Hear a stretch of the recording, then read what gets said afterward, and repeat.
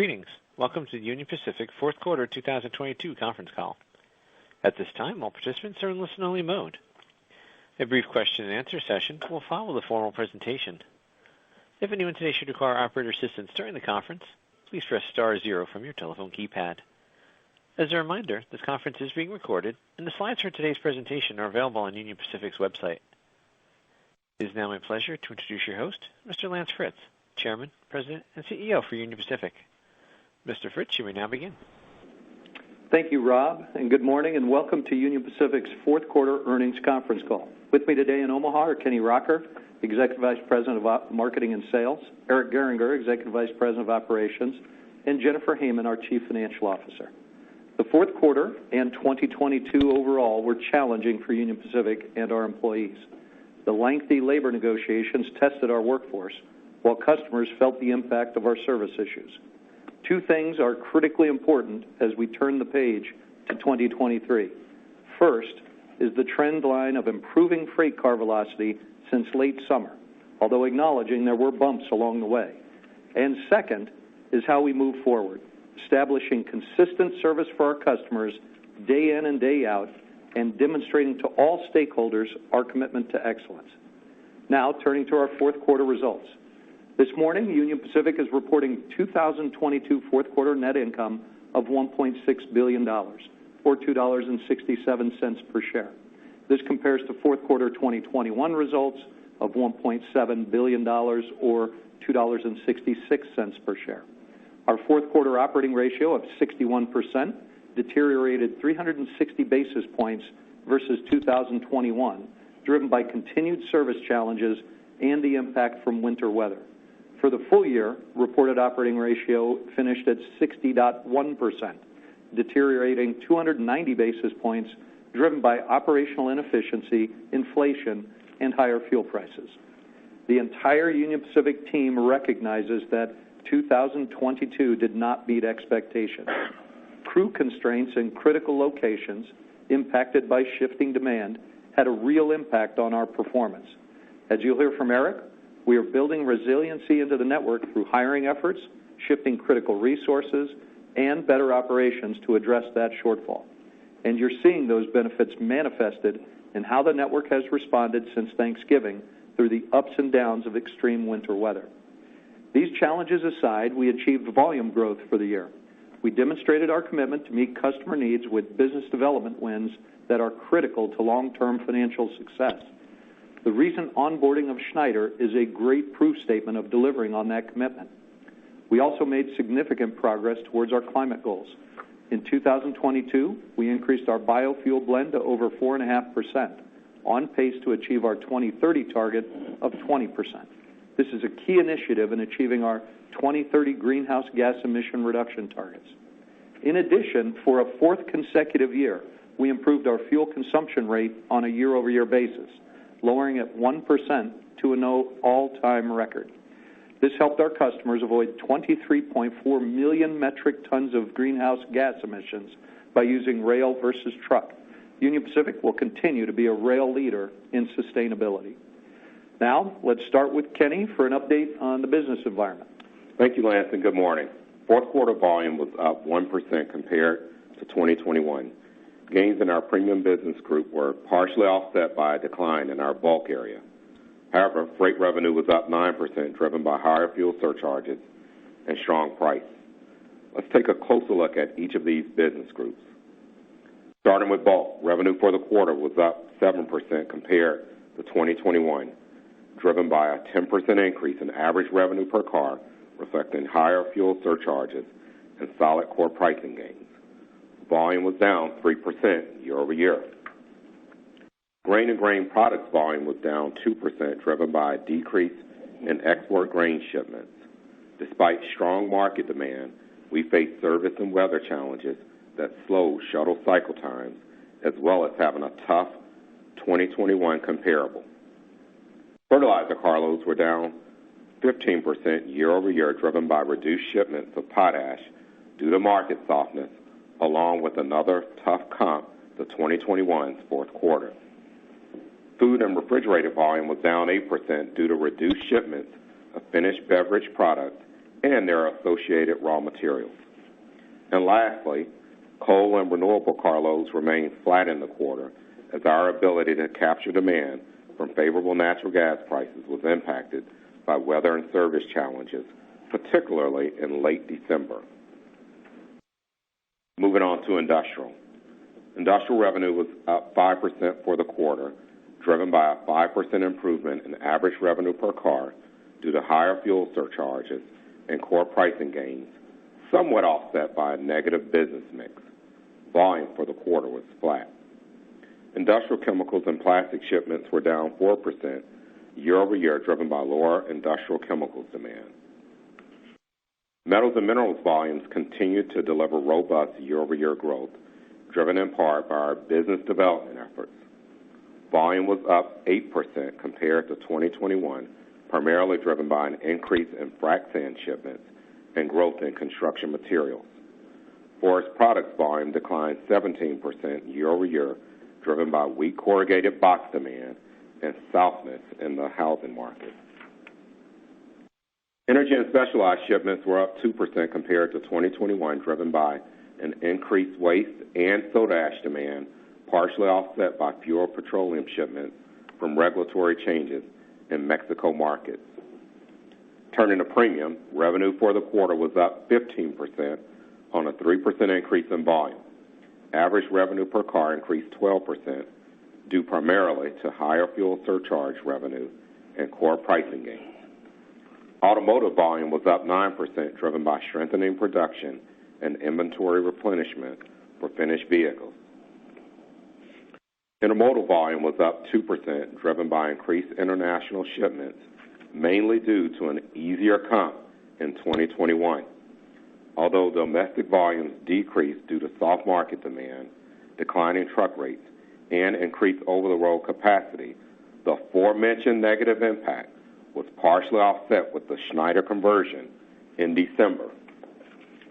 Now, as we look ahead to 2023, you can see the macro indicators that we are watching along with inflation and interest rates. And you'll notice that we have some challenges with industrial production, imports, and housing starts. However, we remain optimistic that we will beat industrial production with our strong focus on business development.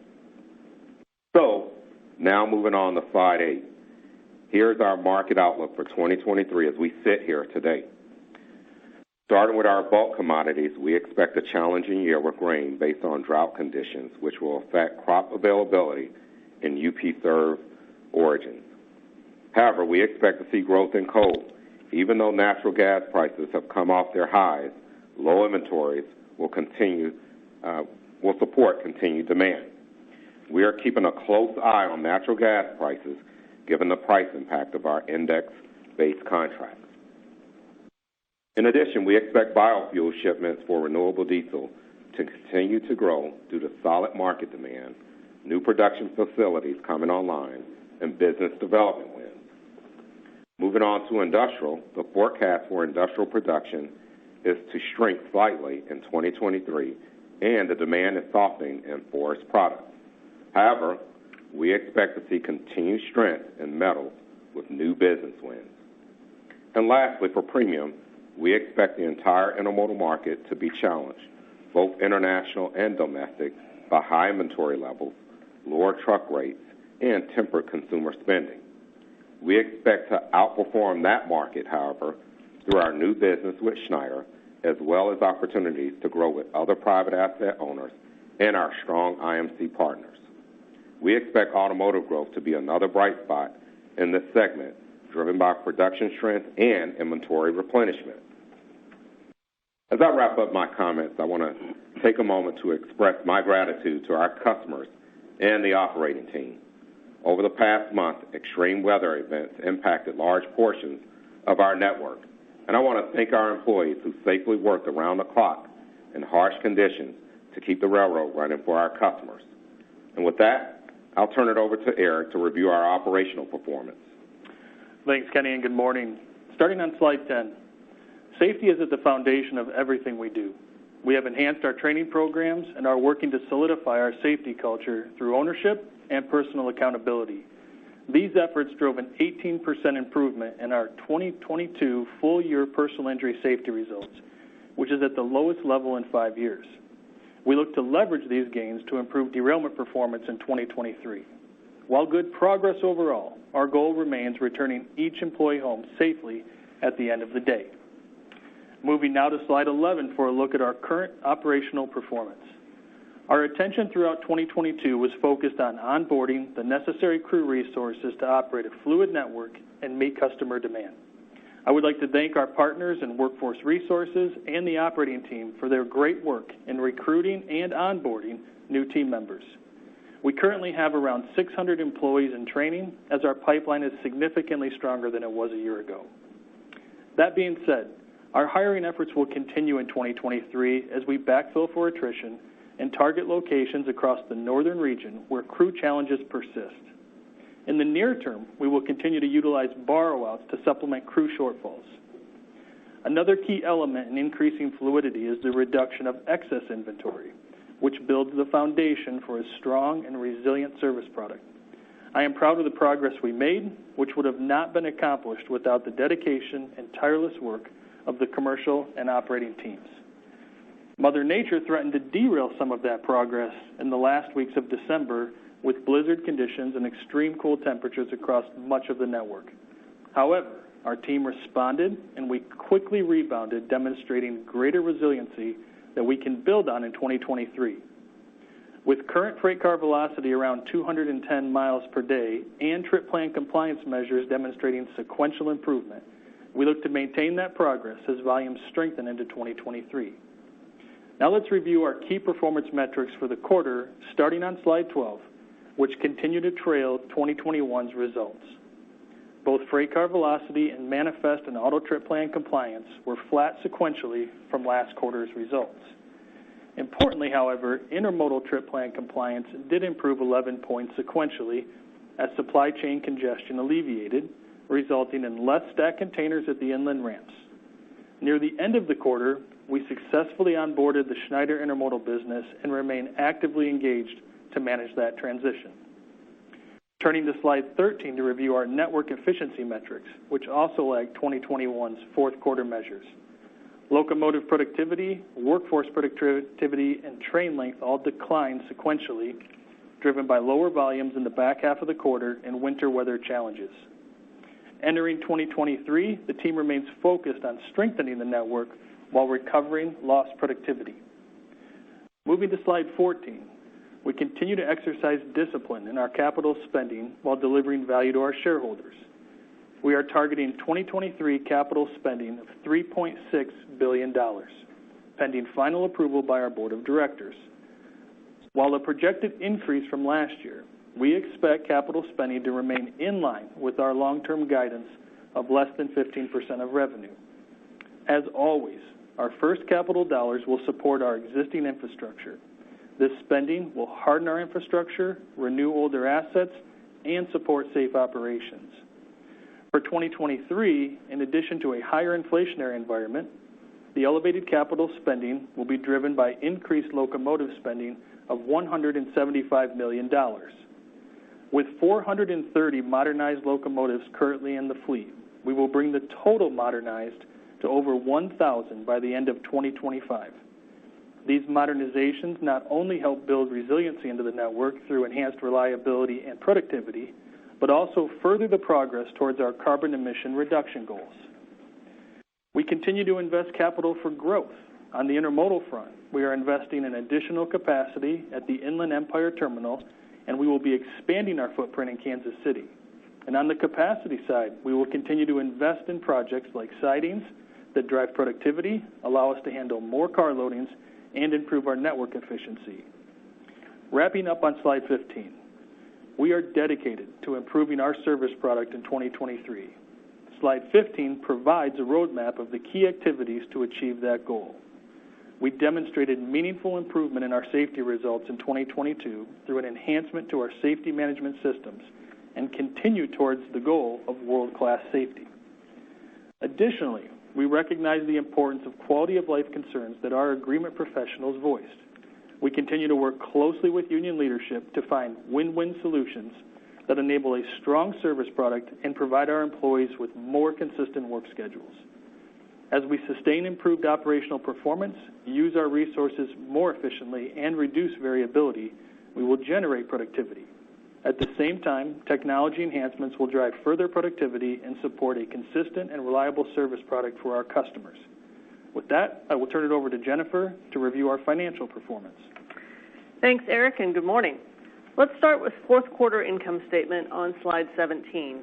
Operating revenue in the quarter totaled $6.2 billion, up 8% versus 2021 on a 1% increase in volume. These gains were more than offset by a 14% increase in operating expense, which totaled $3.8 billion.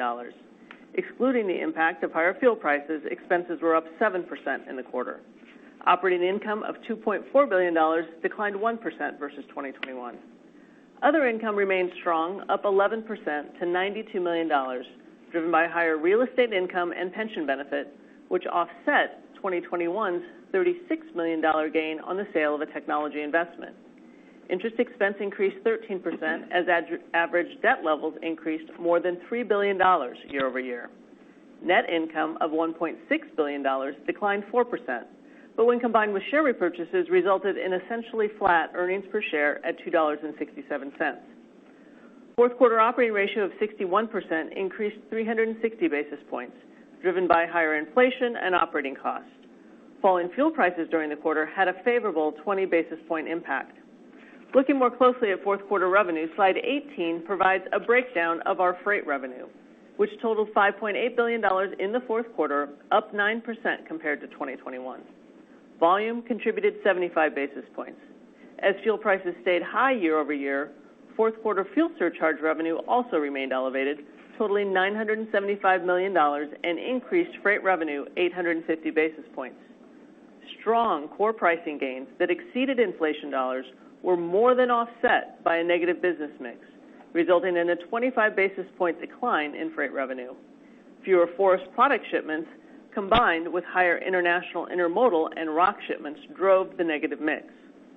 Turning to slide 19 for a summary of our fourth quarter operating expenses. The largest driver of the overall expense increase was again fuel, up 43% as fuel prices rose 46%. Combating these higher prices, we continue to drive productivity, improving our fuel consumption rate 2 points to produce a fourth quarter record. Our compensation and benefits expense was up 10% versus 2021. Total fourth quarter workforce levels increased 4%, reflecting our hiring efforts throughout 2022. Cost per employee grew 6%, primarily driven by wage inflation. In addition, cost pressures from network inefficiencies in the form of higher overtime and borrow-out costs continued in the quarter. Purchase services and material expense remained elevated, up 18%, driven by costs to maintain a larger active locomotive fleet, volume-related purchase transportation expense at our Loop subsidiary, and inflation. Equipment and other rents increased 3%, driven by the impact of slower cycle times on car hire expenses.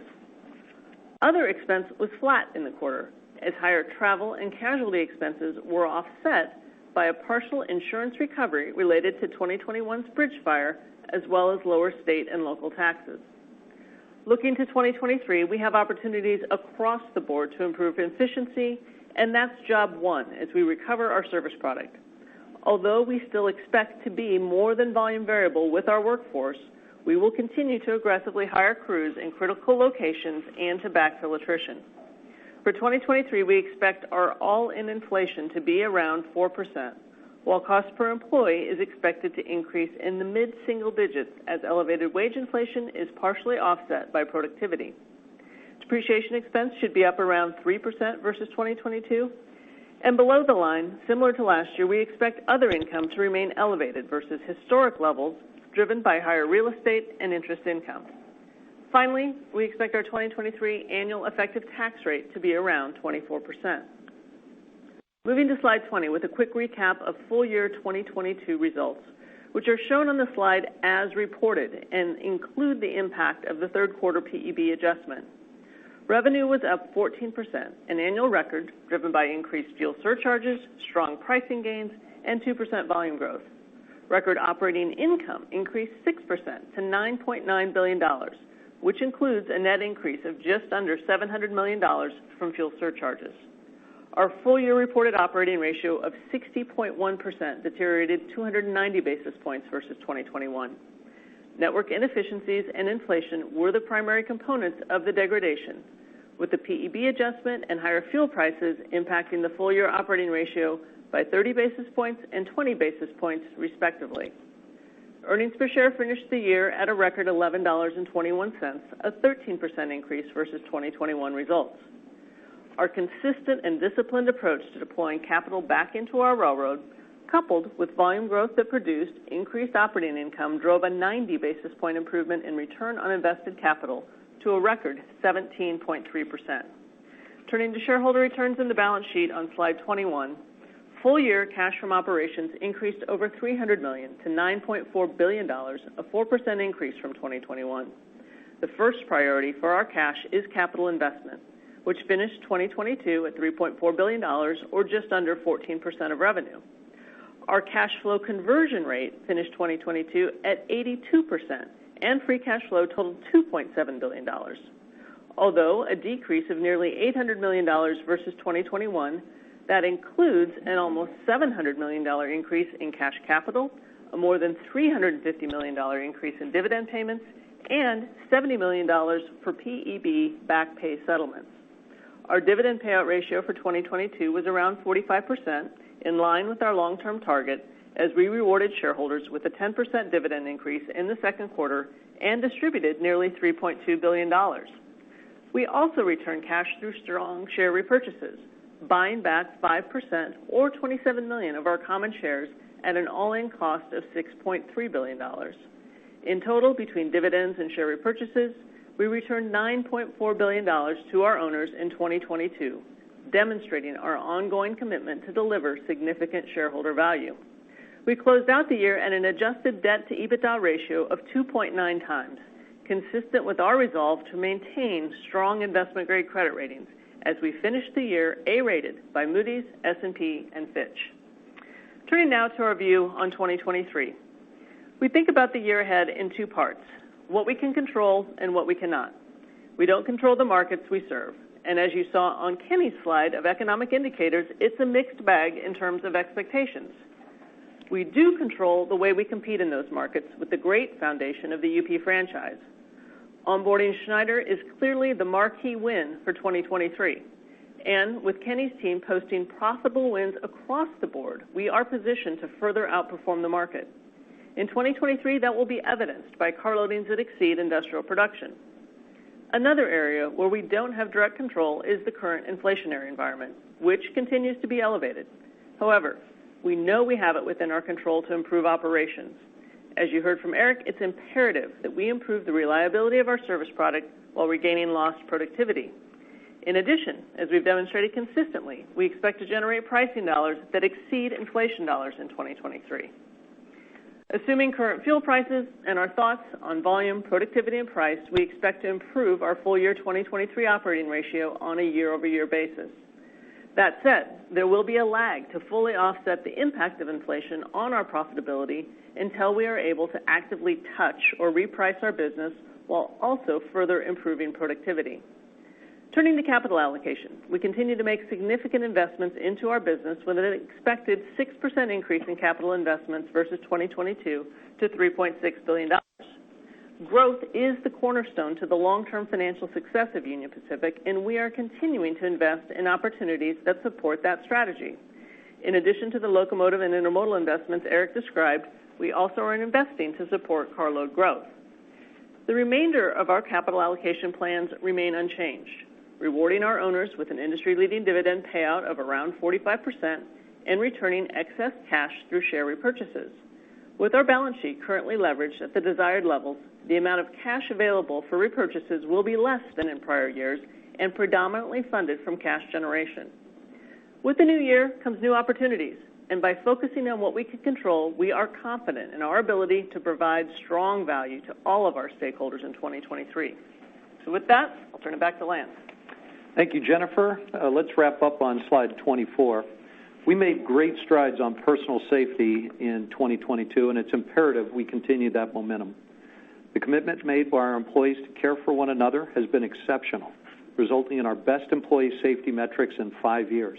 We look to further translate these gains into better derailment performance in the upcoming year. We understand that safety is about culture and it's about engagement. Listening to and responding to our employees' needs and ideas will continue to improve our safety performance. Our robust hiring pipeline and improving network fluidity strengthen crew availability. That leads to a more efficient and better service product that enables us to recapture lost productivity. Over the past couple of years, we've demonstrated our commitment to customer-centered growth as reflected in business development wins. And while growth in 2023 may be challenging given the uncertainty of the economic backdrop, we will continue to make strategic capital investments in support of our long-term growth objectives. Our fundamentals for long-term success have not changed. Powered by our best-in-industry employees and franchise, a strategy built for profitable growth, and a more efficient and reliable service product, Union Pacific is poised to do great things in 2023. And we are ready to prove it. So with that, let's open up the line for your questions. Thank you. We'll now be conducting a question and answer session.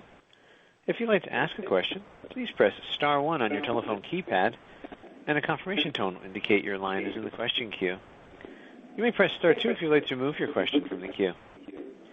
For participants using speaker equipment, it may be necessary to pick up your handset before pressing the star keys.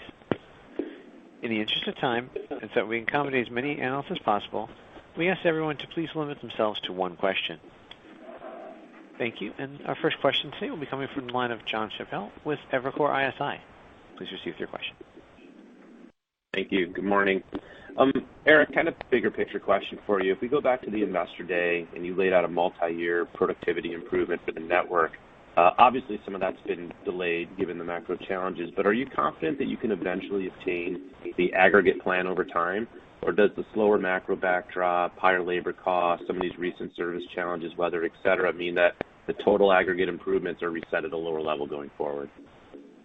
Yeah, John, thank you for that question. You know, as we think about that, certainly as we look at the environment right now and what lays in front of us, it may be over a longer period of time that those actually come to fruition. But everyone here remains focused on those commitments. And you see that in the activities that we've taken on. Right, in some of my prepared comments, I talked about some of the technology initiatives that are more focused not only in 23, but even beyond that. What's sitting in front of us right now as the biggest opportunity is to improve that service product that from it drives out that excess cost when we think about our locomotive and our workforce productivity. That's job number one right now, but we're all still focused on the long-term targets that we gave you on the Investor Day. Thank you, Eric. Thanks, John. Next question comes from the line of Amit Mehrotra with Deutsche Bank. Please proceed with your question. Thanks. Good morning. Hey, everyone. I just wanted to ask about yields, particularly intermodal yields, and how we should expect intermodal yields to develop in 2023, excluding the impact of fuel. There were some reports in the trade rags back in December that UP is cutting intermodal rates by 3% effective February. I just want to get, maybe this question for Kenny, but just get a little bit more color on that specific item and then how you expect overall intermodal yields to trend as the new business comes on. Thank you. Yeah, thanks a lot, Amit. First of all, we're in the early stages of bid season, call it 10 to 15%. You heard me call out in my notes, we are seeing some softness there in the marketplace. We've been encouraged that we're retaining, all the business that we're out there competing for. I think it's too soon to call out what will happen in terms of pricing, but what I will tell you is that we do have mechanisms for our business to make sure that we can remain competitive in a challenged market like this, but also price to the market and make sure that we're capturing some of the upside as things get tight throughout the year. And Kenny, Amit, this is Lance, but Kenny, you're also remaining confident that as we put our plan together, all that included, we see a clear path for pricing ahead of inflation. Absolutely. Thank you. Our next question is from the line of Brandon Oglenski with Barclays. Please proceed with your question. Hey, good morning, everyone, and thanks for taking my question. So maybe on the back of that answer, Jennifer, you did talk about, a lagged ability to recapture some of the cost inflation on the price line. So I was wondering if you could expand on that and maybe also just discuss, your fuel surcharge revenue that does appear to be above fuel expense for a certain period of 2022 and the mix impact that Kenny was just speaking about. That's a lot there in one question. But, in terms of the lag part, so there is that piece when you think about our contract structure. So in any given year, call it 50+% we're able to touch directly. The remainder is longer term contracts, and they roll over in some segments over periods of years. Now, those generally have escalators, but there can be limits on the escalators, and those are lagging as well. So that's what we're referring to as having a lag impact, as well as kind of going back to the first question to Eric, still very confident in our productivity initiatives, but we did take a step back this year, and we have to acknowledge that, and it's going to take us a little bit to gain that back because the inflation is real. That's a real factor that is certainly above what we have seen historically when you think about, 4% kind of number for 2023. So that's that piece. You also mentioned fuel surcharge, and yes, that was a positive contributor to us on an EPS operating income front in 2023. And so depending on what you estimate for fuel prices, that could be a headwind for us at some point. Overall, we averaged, I think, $3.65 for the year. Right now, we're paying closer to, call it, $3.15, $3.20. So that could certainly be a difference when you think about year-over-year comparisons on the fuel surcharge revenue. I think you also asked about mix. Mix. I knew there was one more in there. So from a mix standpoint, yes. I mean, fourth quarter mix was certainly negative when you look at it. And one of the things probably that really jumps out at you, think about intermodal, but in particular international intermodal, and the year-over-year comparison. When you think about last year, international intermodal was down substantially, and then we saw it grow here in the fourth quarter this year. Plus, forest products, some of the industrial segments a little weaker in the fourth quarter, and higher rock shipments. So it's kind of that all-in look there, Brandon. Now I think. Thank you, Jennifer. Yeah, you did. Our next question comes from the line of Ari Rosa with Credit Suisse. Please proceed with your question. Great. Good morning. So I wanted to ask about the target for growth to exceed industrial production. It seems like a little bit of a low bogey given the service improvement that's expected for 2023, given the cost advantages for the railroad, and then in particular the addition of Schneider's intermodal business. You've obviously ceded a lot of volume in recent years, but I wanted to get a little bit more clarity on kind of what that means in terms of that expectation for industrial production, for growth to exceed industrial production, and then over kind of a longer 3 to 5 year time horizon, how you're thinking about the prospect for UP to grow volume significantly ahead of kind of economic growth. Yeah, Ari, this is Lance. So I'm going to start, and I'm going to focus my commentary on 2023, and then I'll turn it over to Kenny to broaden that out. Clearly, what you're seeing from us is a perspective that says there's a lot of uncertainty as we enter 2023. You could see it in some of the macroeconomic indicators that Kenny shared, but you can hear it and see it across the board in many markets right now. And so while we're confident we can outperform industrial production, which is an underlying driver for a fair amount of what we ship, going beyond that and becoming more granular it's a little too early in the year given all the uncertainty that we see. So hard stop on that.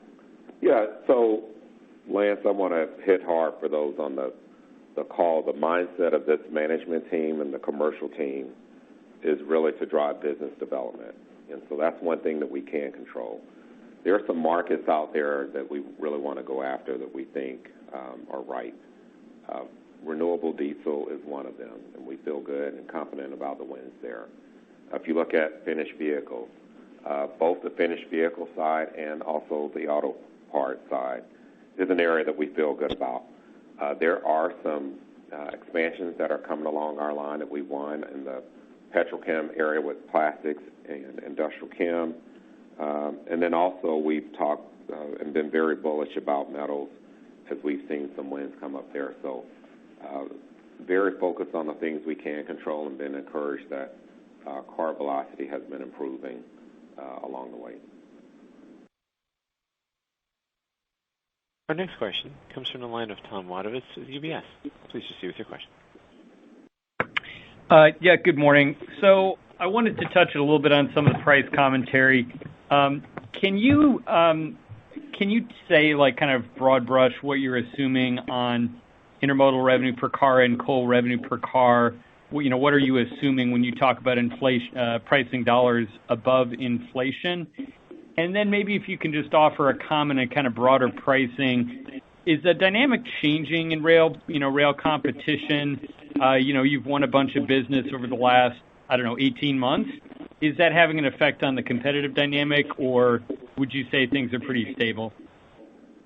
So, Tom, let me take the first part of that question, and then I'll let Kenny address the second part. We're not going to give comments on directional guidance for RPU for various line items. You know the factors that are going to drive that. It's certainly the pricing, but also fuel surcharge, and then the mix of the business within that line. So those will all be things that will play into what that turns out to for 2023. Yeah, let me lead again with something Lance mentioned, that we feel very confident that we'll be able to price over the inflation dollar. So I want to say that our commercial team has done a great job of articulating the need to price to the market. When we talk about pricing to the market, we've talked about some of those dynamics. Inflation is one. Our customers are facing that too. They understand that. But we also talk pretty broadly about investment. When I say investments, part of what I'm talking about is what Eric is doing with our capital plan. The other part is us making sure that we're resourced to handle growth. So we're dialed in on that. We're having those conversations with customers, and we're articulating that. Hey, Tom, this is Lance. We've also got to recognize that I think underlying your question, certainly in the intermodal space, is that the truck market's pretty darn loose right now. And certainly it's not as fruitful of an environment to be pricing in as, let's say, a year and a half ago. But that doesn't change any of what Kenny just said. It just makes the job harder. So you assume that in your pricing guide that you have those pressures on intermodal price, I guess. Yeah. All in. We understand it, and it's assumed in there. Yeah. Okay. Thank you. The next question is from the line of Allison Poliniak with Wells Fargo. Please proceed with your question. Hi, good morning. I just want to talk on that growth and sort of that service product commentary. A lot of investment obviously being put into the productivity, headcount and so forth to drive that this year. But as we look past that, are you thinking through that service product differently in terms of investment, whether it's trying to improve the ease of doing business with you or transparency with customers? Just any thoughts there on how that might be evolving over time? Yeah, Allison, thank you for the question. This is Lance again. We are thinking more broadly about what is necessary to support growth in our service product, and it takes a lot of different forms. I'll start in the intermodal space. We've made investments in things called UP Go and precision gate technology. PGT allows trucks to essentially enter and exit the ramp without stopping, paperless, and uses technology and pre-clears, if you will, the load with machine vision before the truck even gets there. UP Go is a holistic tool that our IMCs can use, and it can be embedded on their own platforms so that once a driver's on our property, they know exactly where to go, they know exactly where all the facilities are, they know a map of the facility, and we've done a hell of a job signing and improving the signage on our properties. So that's just one example where if dray drivers have a better, faster experience on our property, we might be able to help them get an extra turn now and then. That helps move boxes off our ramp, and that's a better service product in the end. But why don't I turn it over to Kenny, you first, and then Eric for more detail. Yeah, Lance, you talked about our premium network, and again, Allison, those products show up in terms of Inland Empire and our product in Twin Cities that we feel very encouraged and confident about and filling those areas out. And it also shows up in other areas like our investments in GPS, our investments in chassis. On the carload side, we're really excited about what's taking place with RailPulse. So you're seeing it across the board, both on our carload side and in our intermodal network.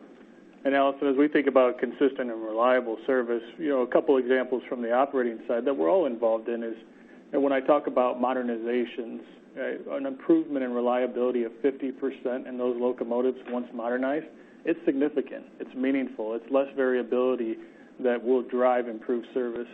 And even as we think about, even on our crews, and we're talking about how do we approach that differently. When we talk about consistent schedules for our crews, we're talking about the trade-off or the benefit for us collectively, which is improved availability. Improved availability, again, reduces variability and drives a more consistent and reliable service product. Great, thank you. Yep, thank you, Allison. The next question is from the line of Scott Group with Wolfe Research. Please proceed with your question. Hey, thanks. Good morning. So if inflation's running around 4 and price mix is running flat, slightly negative right now, I guess, how do we get confidence in margin improvement for the year? I guess maybe, Jennifer, do you think, is it that price mix reaccelerates from here? Is it cost getting better? Just help us sort of get confidence in that margin improvement. And then just separately, any color on this, on other revenue and how you're thinking about that for the year? Yeah, so I'll start with the confidence around the margin improvement, and we are confident in our ability to do that. Certainly there are headwinds, and you've just pointed to a couple of them. But then go back to the things I talked about in terms of how we're looking at the year and the key levers, which, as you know, are volume, price, and productivity. So, volume certainly is a wild card, and we'll see how that plays out. Pricing, we are confident that although it is going to lag a bit, we are confident that our price dollars will exceed inflation dollars. And then the productivity side, we know we have upside there. Yes, we're still adding resources and taking some steps to heal the network today, but we also know that there's a pipeline of opportunities to improve, and we have those identified, and we know what actions we need to put up against that to do that. And then as you do that and as the network heals, that gives us more opportunities on the volume side. We still know we're mixing bulk loads today. So those are opportunities for us to get more leverage across that cost base. And then obviously there's fuel, which I mentioned before, and we'll see how that plays out. But right now we're certainly paying a little bit less, call it 40 cents or so less than what we were paying a year ago, or what we paid for the full year 2022. So those are all the things that we're looking at, Scott, and we believe that those combination of factors are setting up in a way that we will be able to drive OR improvement. To your question on other revenue, so I think that's really a question maybe more geared towards accessorials and what we see playing out there. As the supply chain is healed, as we're seeing a little bit of softness in that intermodal market, we have seen accessorials come down a bit. They were down a little bit for us here in the fourth quarter, and that would probably be my expectation going into 2023 as well. And that's a good thing, right? Yeah, absolutely. We want that fluidity. We want the entire network to match the kind of fluidity that we're putting up post Christmas holiday. There's still in the intermodal supply chain, there's still some elevated street time for boxes and chassis, and that's the last piece that reflects excess inventory that's going to have to get worked out. Yep. Thank you. Mm-hmm. Our next question is from the line of Fadi Chamoun with BMO Capital Markets. Please proceed with your question. Thank you. Good morning. Question on the operating side a little bit. Maybe, Jennifer, if you can help us understand what were these unique costs of the network congestion in 2022 so we can kind of play those numbers going forward. But the main question I got is, if I look at your operational productivity data in the fourth quarter and compare that to a couple of years ago when you were running well, locomotive productivity, car velocity are still 13-14%. lower than they were, and headcount is 5% higher, but volumes are flat. Do you have now the resources, you think, to get back to those levels that you've had a couple of years ago? Like, what are the really remaining things you need to do to get the network to spin a lot higher than it has been in the last few quarters? Yeah, I don't know that I totally caught the first part of your question there, Fadi, but I think you were basically asking to quantify what the congestion costs were to our network for 2022. And we have not quantified that other than, you know, we when you look at our operating ratio and the degradation that we had on a year-over-year basis, 290 basis points, you know, 50 basis points of that was a combination of PEB and fuel. The rest of that was inflation and congestion, and probably fairly equally weighted between the two. So that's how I would think about that. That is our opportunity, certainly, and that feeds through all of the lines. It feeds through wage inflation. Now, some of that obviously is real. We have the PEB. We know that's real. But then it's how we use the crews. And you've heard us talk about the fact that in 2022 we had higher recrew rates, we have higher borrow-out costs, you know, more deadhead and held away, more vans. Those all inflate those cost categories. Purchase services, as we were putting more locomotives into service, that inflated those costs on a year-over-year basis, in addition to some of just the contractor inflation that we saw as all of our suppliers were faced with higher inflation, and you saw that come through. And then on the other line, we know we have opportunities there from a casualty standpoint. You heard us talk about casualty a couple different times in 2022 and the higher costs that brought to us. So those are all elements that we are now very much focused on attacking. You asked, are we right-sized yet? You've heard us say we still are short crews in critical locations. We're still hiring. Yeah. So we still need to bring folks onto our network. That does two things. That helps, well, three things. So it helps improve our reliability, our fluidity. It helps us move more volumes. And as we're able to hire folks in those critical locations, we then move the people that we have working there in terms of borrow-outs back to their home location, and that reduces our cost base as well. And you can improve your recrew rate. So a lot of different moving parts there, Fadi. You know, our business isn't just one element, but that's how we're looking at it. Those are the things that impacted us in 2022, and that's what we're looking to do in 2023. Yeah, I think the other part of Fadi's question is a structural question, like did something structurally change? And on the 5 critical resources, you know, nothing's structurally changed on line of road and terminal, how you achieve freight car utilization, how you achieve locomotive utilization. We probably look at crews differently going forward than we did historically. That means a little bit more on boards so that we're not staffed at the tight end. We're staffed a bit looser. That's hundreds, that's not thousands. And then also making sure that we have AWATs back in place to the extent that we've got counterparties that want to negotiate that. So that's probably the only thing, and I think that's probably an asterisk as opposed to a major headline. And helps move us more volumes ultimately. Amen. That's right. Supports us for growth. Thank you. Mm-hmm. Our next question comes from the line of Justin Long, Stephens. Please proceed with your question. Thanks, and good morning. I guess to follow up on that last question, if I just run the quick math, it seems like there was around 120 basis points of headwind to the OR last year from congestion. So as you think about kind of recapturing what I'll call lost productivity, do you need to see volume growth in order to get that back, or can you see improvement in the absence of volume growth? And I guess on the cadence of the OR, Jennifer, is it reasonable to say that first half OR probably doesn't improve year over year, so this is more back half weighted? Yeah, Jennifer, why don't I start with can you recover productivity without volume growth? The answer is yes, and we anticipate volume growth as well, which is a tailwind.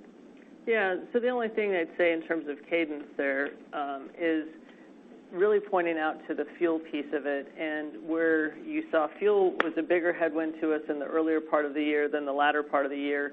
You saw some of the inflation pick up in the latter part of the year. So there's some trade-offs there either way that I would just ask you to look at your models pretty closely there, because there are differences first half, second half in 2022 that you need to be thinking through there. Okay, thank you. Yep, thank you, Justin. The next question is from the line of Walter Spracklin with RBC Capital Markets. Please proceed with your question. Yeah, thanks very much. Good morning, everyone. So I just want to come back to the yield question. Sorry to focus on that, but there were, and Jennifer, you mentioned, a number of the key drivers being core price and fuel surcharge and mix and so on. I'm just wanted to make sure that we're understanding the charges that you were levying on the congestion side, those we'll call it congestion surcharges for lack of a better word, that you registered through 2022. Are they, with them going away, is that not another factor that will weigh against your revenue per carload, or is that just not meaningful enough to enter into the equation?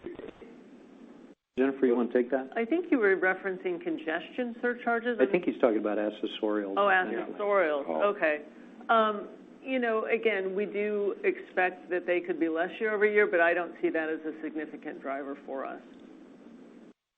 Okay, fair enough. And just on the coal side, there's a lot of talk about deteriorating coal statistics. Just understanding your catchment area, I know you got a plus on that outlook.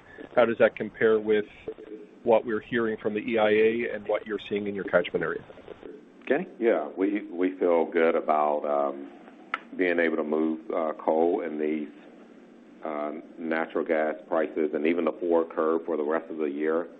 I'll tell you, there's still quite a bit of low inventories out there, so I can assure you those customers are willing and able to receive that coal demand that's out there. Okay. Thanks for the time. Yep, thank you, Walter. The next question is from the line of Bascome Majors with Susquehanna. Please proceed with your question. Lance, thanks for taking my question. As the chairman of UP, can you talk a little bit to the longer-term transition plans? What skill sets do you think the board is really focused on for the next leader of the business, and any timeline around that as we've seen some of the leadership at the other Class 1s start to change? Thank you. Sure, Bascome. So we have not announced any leadership transition or timing. We do periodically as a board review what our needs are, both the skills matrix of the board and also the skills and development of our leadership team, of the management team. And so, yeah, board has a strong eye on that, knows on a running basis what we're looking for, what we're thinking about, and while we don't have anything announced, I will make sure, and we as a company will make sure, that it is transparent when it does occur. Thank you. Yep. Next question is from the line of Jordan Allinger with Goldman Sachs. Please proceed with your question. Yeah, hi, morning. Just sort of curious, what are customers, obviously intermodal is a big part of the longer term story and important near term too, but what do customers tell you in terms of, hey, rails have had a tough time service-wise the last year or so. When are they going to be open to really trying you guys again and maybe shifting some of that business back from truck? And could that happen in an environment where, truck rates are so beat up right now as well? Thanks. Yeah, Kenny, you want to take that? Because we are still winning business off of truck. Yeah, we're definitely still winning business from truck. And what I would tell you is that we haven't seen any large pieces, and I said this earlier, move away from us. A lot of that is driven by the economy. Clearly, some of the service challenges we have, we may have seen some lanes move adverse via truck or maybe another mode. But our customers realize that this is a short-term phenomenon and that we're investing. We've been very transparent in our investment, again, in hiring and our investment in our CapEx so that they can stay with us. Well, like Kenny, sustainability has also been playing a bigger and bigger role in that.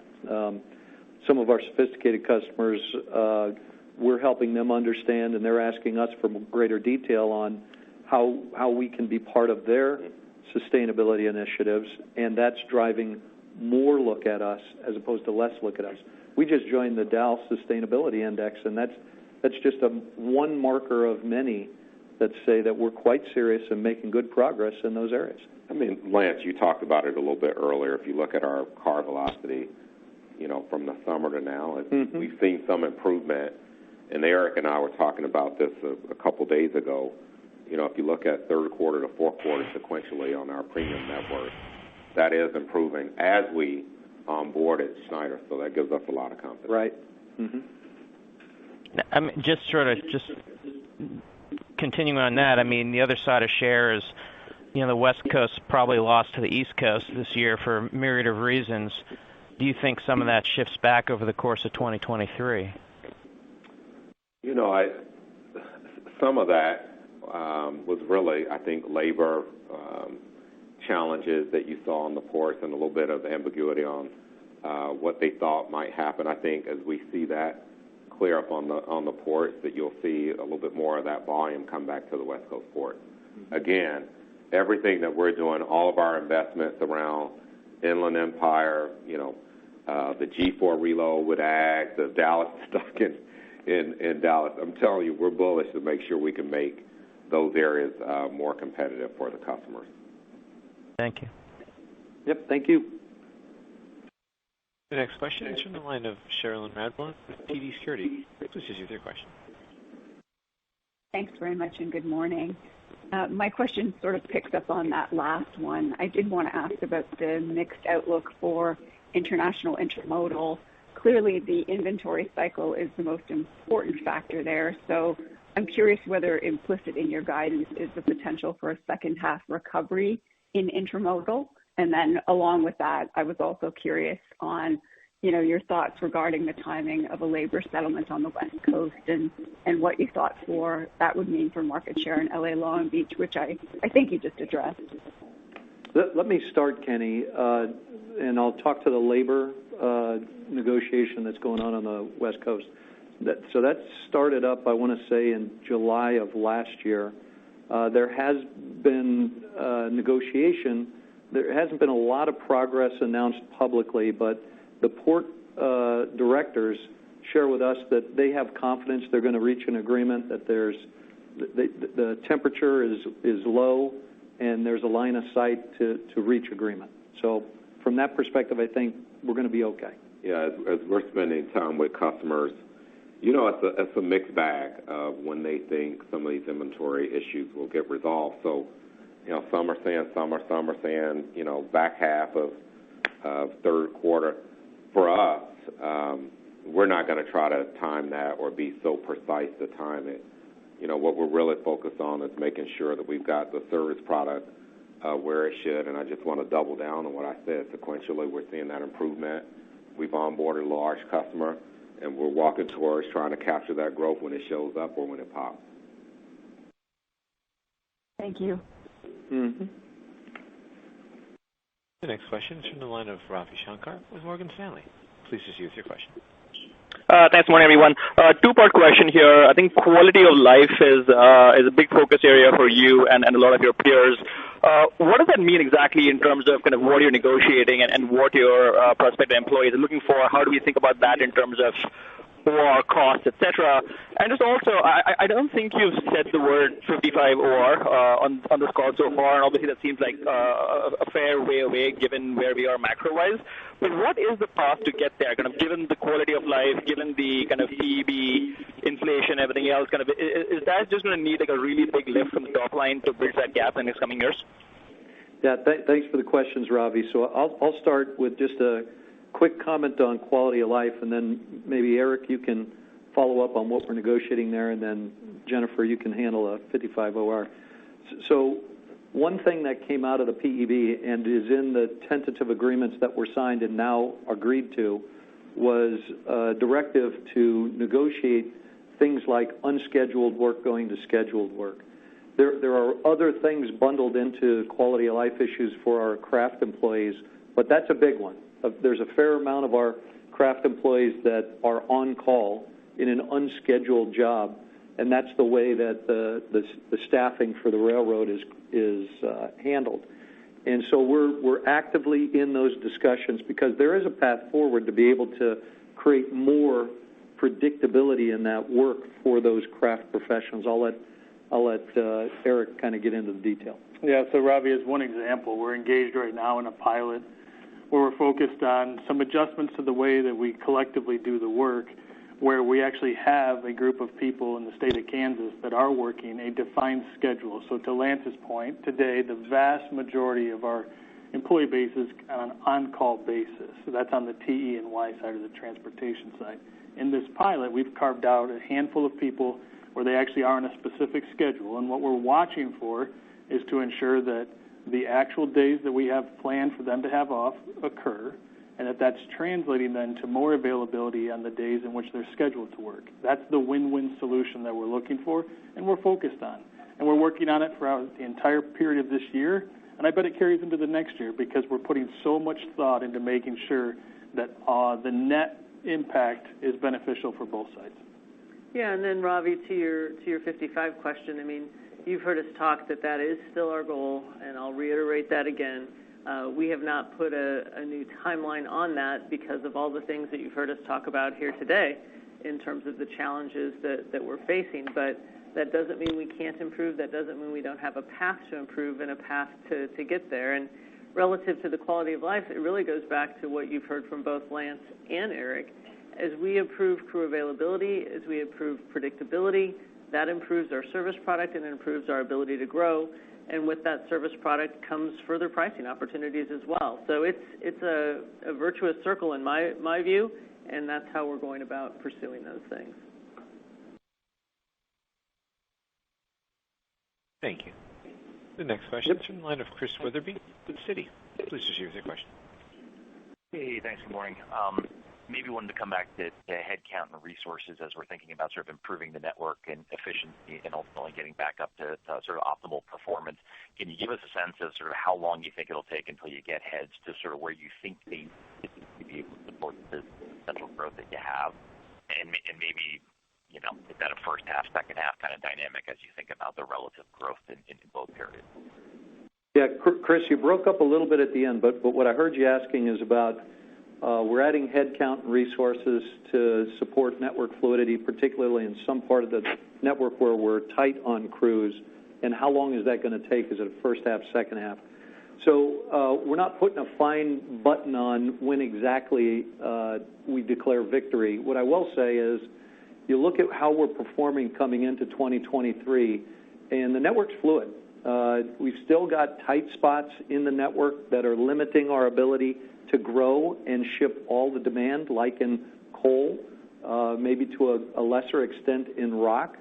And we're hiring actively in those areas that would support the network for that growth.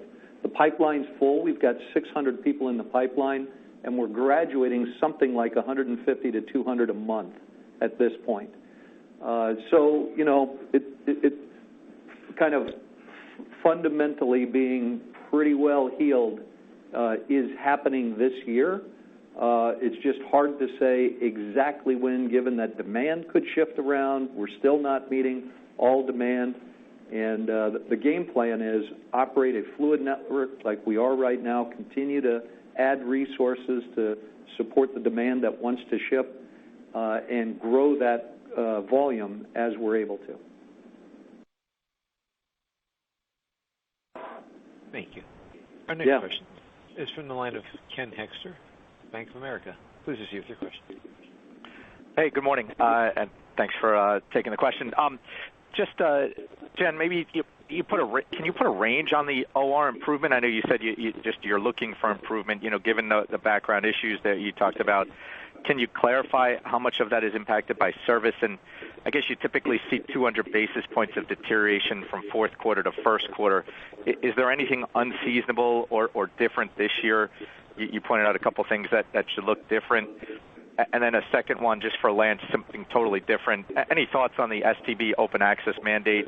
Anything that you expect out of that, or remediation expectations from CPKSU? Thanks. So, Ken, I'm going to refrain from giving you order of magnitude on the OR guide or giving you range. It really is just too soon in the year. We're sitting here on January 24th to give that to you. I could try, but I'm sure I'd be wrong. So we're going to resist that temptation. I think the important thing to think about is we are going to work to improve as fast as we can, as hard as we can. You've seen us do that and demonstrate that. We're not trying to meter any progress. Our goal is to deliver that better service, be more fluid, and with that, leverage more volumes across the top line. There are some other things that influence it, obviously, when you think about fuel and inflation, but the team knows what those are, and they know how to go about it. I'm also not going to give you any guidance relative to sequential and whether we're going to have normal sequential patterns. We had a really hard hit here at the end of 2022 with the weather, the way it impacted our volumes here at the close of the quarter. We've had some weather here, again, here in the start of the year. So just hang with us, watch the volumes, watch the service metrics. Those are your best barometer to know how we're operating and how we're generating positive growth and positive financials across the network. Yeah, amen. It really does all start with our service product. In terms of the STB and open access, Ken, so that's a pending decision on their part. Clearly, we've fed back for quite some time now to the STB that we think open access is a bad idea from the following perspective. It puts interchange where investment has not occurred. It would negatively impact the service product for those demanding open access and anyone else riding the trains and the service product that those particular customers are using. We've looked at this a lot of ways. We don't say hell no when allowing access in a certain circumstance makes sense. We've done it. We've negotiated it. We've done it in short periods to help the customer out. But in the broader context of allowing customers to determine where their interchange points should be, we think as currently conceived, it would be bad for overall service product, not better.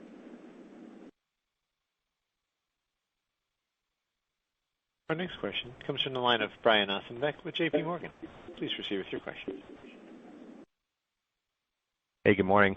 So a couple of different follow-ups, if you don't mind. One, just on mix for Jennifer. It sounds like the trends impacting the fourth quarter probably will continue for 2023. I just didn't hear if you confirmed that or not. And then for Eric, you're talking about getting to a better spot with headcounts. Do you expect any attrition from when all of the back pay clears? Is maybe some of the more seniored folks take that and retire or look for something else as that comes up in the next couple of weeks? And lastly, Lance, another hot button topic for the STB embargoes. A little hard for us to tell exactly the implications of the two-day hearing from last month, but would be great to hear your thoughts on what changes, if anything, after that. Thanks very much. All right, I'll start with your mixed question, Brian. So for 2023, we are expecting to have a negative mix for the year. And really, it's pretty simple when you think about it, with the increased intermodal shipments with the onboarding of Schneider, and then you heard Kenny talk about, tough grain markets, and then also some of the question marks and toughness that we're expecting on the industrial product side. Those things add up to negative mix for us in 2023. On the attrition side, we have not seen any attrition post the payment of the PEB. We continue to watch that very closely, and where necessary, we'll incentivize. Yeah, and that the last big back pay happened January 13th, right? That's correct. So it's in hand, and to your point, Brian, if something occurs, we should be seeing that basically right now. It should start. In terms of the STB on embargoes, so yeah, we were called in for a two-day hearing. The reason is that Union Pacific historically in 2022 had used embargoes more so than all of our peers. We use it for a very specific reason, and we use it as a last resort. The reason why we use embargoes is either if something has occurred in the network, like call it Winter Storm Elliott, that really negatively impacted the Great Lakes region, so that we don't get overwhelmed as we're trying to recover from the winter weather, we'll use an embargo in that circumstance to control product flow. That's not to stop growth. It's basically control product flow so the network can get its feet back under it. It's worked wonderfully in that area because you can see in our car velocity and the overall network fluidity, we're operating quite well. We'll also use embargoes to control excess inventory in very targeted circumstances as a last resort. We engage the customers, help them understand what we see and what they could do to help control that excess inventory. And then as a last resort, we would use an embargo. The vast majority of them are about protecting the serving yards for our customers. That's where cars end up, and before the last mile delivery to customers, they get inventoried at the serving yard. And if a particular customer has way more inventory in that serving yard than what they can handle or what supports their business, it can crowd out the service product for others. So that's the reason we were called in, is we use those more so than anyone else.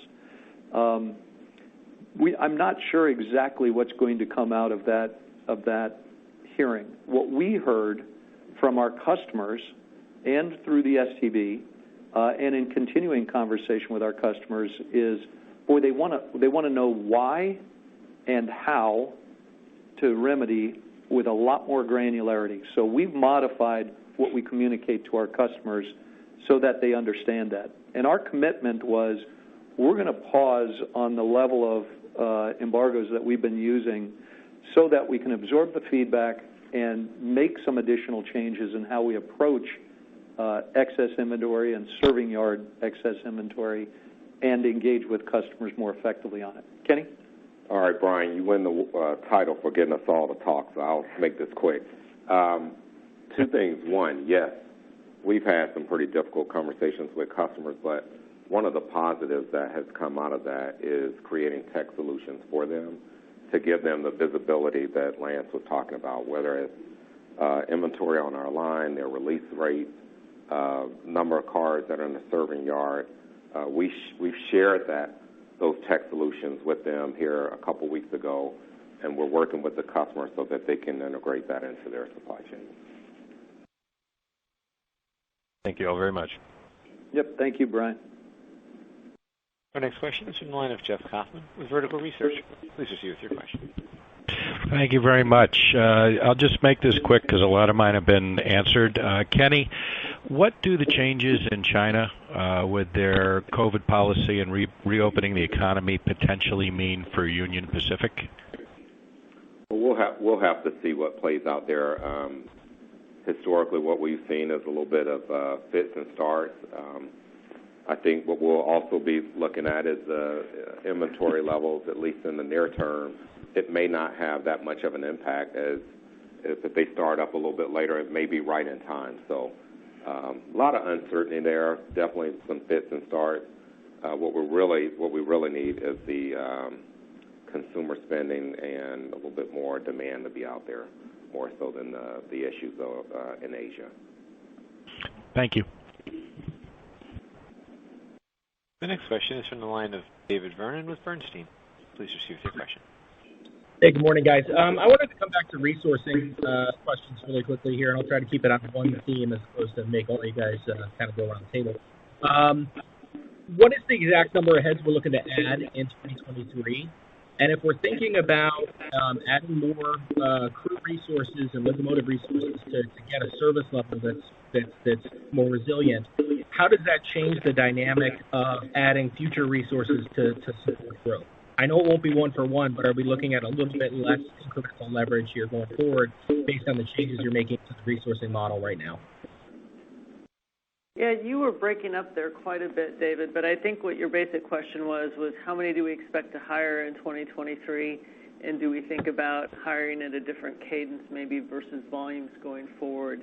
In terms of hiring for the year, I think we've said it would be similar probably to 2022 levels, but that obviously carries with it, some attrition assumptions and what we see happen with volumes. And so if we would see a change, positive or negative, relative to volumes, that obviously could impact that. We're just going to make sure that we have the right crews in place to be able to take advantage of the demand that's there for us. We know we're still not meeting it all today. In terms of how we think about hiring, I think you've heard Lance and Eric talk about the fact that we would maybe keep our boards a little bit larger, establish AWATs if we can, and those will be things that can give us, I'll say, cushion as you see fluctuations in demand. Again, we expect to be able to leverage that service reliability into more volumes and better pricing and overall better productivity. And so when you think about the bottom line impact of that, we think it should, worst case be neutral, but really be a positive for us in the long term. Yeah, I understand the foundation will be positive in the long term, but I mean, we are adding more resources to move essentially the same amount of volume right now, right? Yeah, I mean, you're seeing that flow through today, I would say. When you've got 600-700 people in training today, not out actively moving freight, that is a headwind that we have in those numbers today that I would say is already there. Well, and it's substantial because they're completely unproductive from a moving freight perspective. Right. But we anticipate we need them to both backfill attrition and to support growth. All right. Thanks for that added color, guys. Yep. Thank you, David. Thank you. Our final question is from the line of Jason Seidel with Cowen and Company. Please proceed with your question. Thank you, operator. The anchorman position. I won't make any Ron Burgundy references here. I wanted to get back to domestic intermodal, guys. I'm assuming, the positive growth outlook is basically the Schneider business and some of the freight that you guys lost last year. That's more of a natural rail fit flowing back to the network. But I want to look a little bit longer term, sort of, as you look to the competitive marketplace with the trucks, where do you think the visibility needs to be, and will RailPulse help you improve that? And then where do you think trip plan compliance needs to be, and what else do you need to do to get that up there? Yeah, I'll tell you, thanks for that question, Jason. We've been encouraged as a management team with all the investments that we put into the railroad to support growth, and we've talked about those products here a little bit today. We do think that Inland Empire is transformative for us. We do think that the Twin Cities Intermodal Facility is transformative for us. We do think that the focus on technology, some of which Lance mentioned a little bit earlier, that'll help driver experience, would ultimately help our customers reduce their costs with their drivers, will have an impact. And then, Jason, everything you just said, RailPulse is for our carload business, and we put a lot of focus on making sure we can do ease of business and know exactly what our customers are asking for.